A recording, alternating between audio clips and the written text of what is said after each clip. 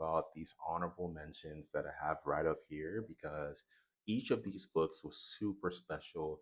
They could have been in my top 10, but ultimately got eked out by some other books. And I want to know, are some of these books in your top 10? Let me know down in the comments. At number 10, we have The Will of the Many by James Islington. This book, we all know about this. I'm not going to say too much.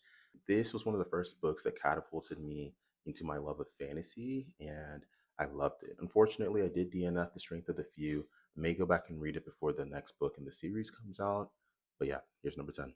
At number 9, we have Kingdoms of Death by Christopher Ruocchio. This book is book 4 of the Sun Eater series. It has been phenomenal. This book made me cry and shed some thug tears, as Smitty would say.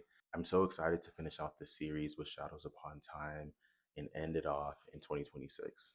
At number 8 is Razorblade Tears by S.A. Cosby.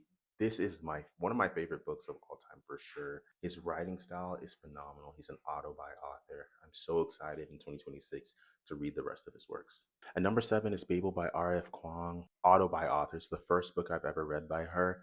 This book changed the game and changed how I think about colonialism and its effects on all of us today. R.F. Kuang, you are a genius. At number 6 is Before I Let Go by Kennedy Ryan. This is my very first romance book of all time. This is not just your typical romance. The prose is phenomenal. The subject matter is insane. I think this should be required reading.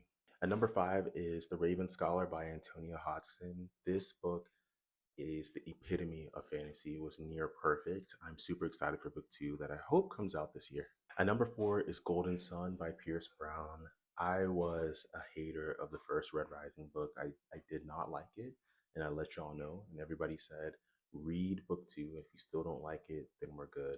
This book was an easy 6 stars and one of my favorite books of all time. Number 3 is Jade Legacy by Fonda Lee. This is the perfect conclusion to one of the best series of fantasy I've ever read. Wow, is all I can say. Fonda Lee, you did your thing. Easy 6 stars. At number 2 is The Sword of Kaigen by M.L. Wong. This was my all-time favorite book up until last month, where we read our number 1 on this list. But this book on its own is the perfect fantasy. I cried multiple times reading this. This book will wreck you. And if you know, you know, this was the first review I ever posted on my book talk when I started. And last but not least, we have Hyperion by Dan Simmons at number 1. This book is to me the most perfect book ever created, whether it's writing style, whether it's subject matter. There's a way that he's able to mix multiple genres into one book and hit some themes that are so heavy. This book changed my life, and I encourage every one of you, if you've not read Hyperion, run, don't walk, pick this book up.